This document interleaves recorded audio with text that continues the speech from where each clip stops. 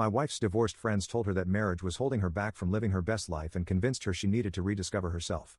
When she asked for a divorce, I said, "You're absolutely right, you should definitely rediscover yourself." Then I helped her discover some things she wasn't expecting.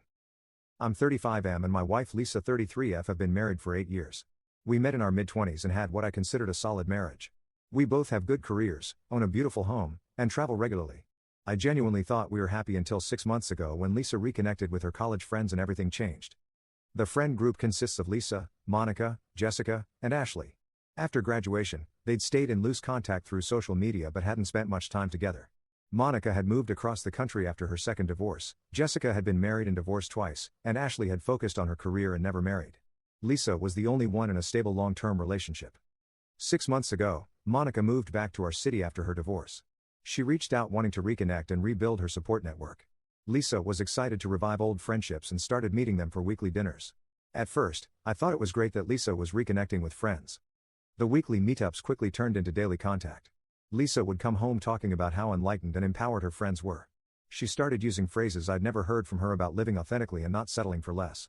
She began questioning things about our life that had never bothered her before. Monica says, "I've gotten too comfortable in my marriage," Lisa told me after one dinner. She says comfort is the enemy of growth and that married women often lose themselves in relationships. I asked if she felt like she'd lost herself in our marriage. She said she wasn't sure, but Monica had made interesting points about how marriage can limit potential for self-discovery. I told Lisa we should talk about any concerns, but she said she needed to think about it more. Over the next weeks, Lisa's behavior changed dramatically. She began working out obsessively, changed her wardrobe, and started talking about exploring new experiences. She signed up for classes, bought expensive products, and began spending money on things she'd never been interested in before. Jessica says, "I've been playing it too safe," Lisa explained. She says, "I got married young and never really explored who I could become." She thinks I've been hiding behind marriage security instead of challenging myself. The friend started having more influence over Lisa's decisions than I did. When we discussed vacationing in Italy, Lisa suddenly wanted to backpack through Asia alone because solo travel is essential for personal growth. When I suggested we travel together, Lisa said that would defeat the purpose. Ashley never got married because she didn't want to be tied down, Lisa said. She's traveled to 40 countries and built an amazing career because she prioritized herself over relationships. She says, "I could have done the same if I hadn't gotten married so young." The conversations with her friends became more intense. Lisa would spend hours on video calls discussing her journey of self-discovery. She started reading self-help books about breaking free from limiting relationships and joined online groups about conscious uncoupling. 3 months ago, Lisa announced she wanted couples therapy because she was working through things about marriage and commitment.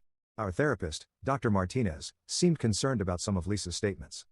Lisa explained she'd been doing deep work with her friends about personal growth and realized she might have settled for marriage without exploring her potential as an individual. She said she loved me but wasn't sure if she'd chosen marriage for the right reasons.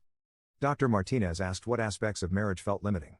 Lisa struggled with examples, eventually saying things like, "I don't know who I would be if I were single and I've never had the chance to put myself first." Monica says married women lose their sense of adventure, Lisa said.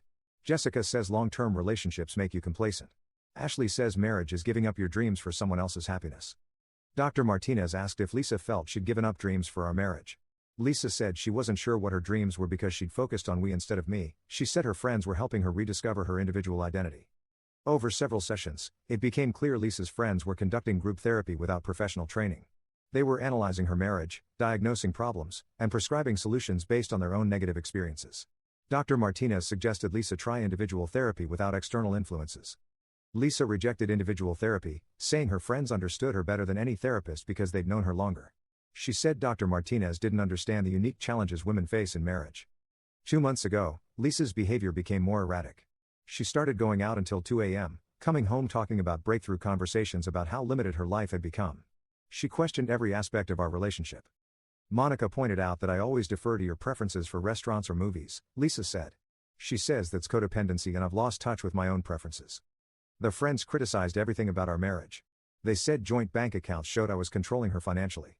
They called our date nights boring and said she should seek more exciting experiences. They even criticized our relationship intimacy, telling Lisa that married couples inevitably become sexually stagnant.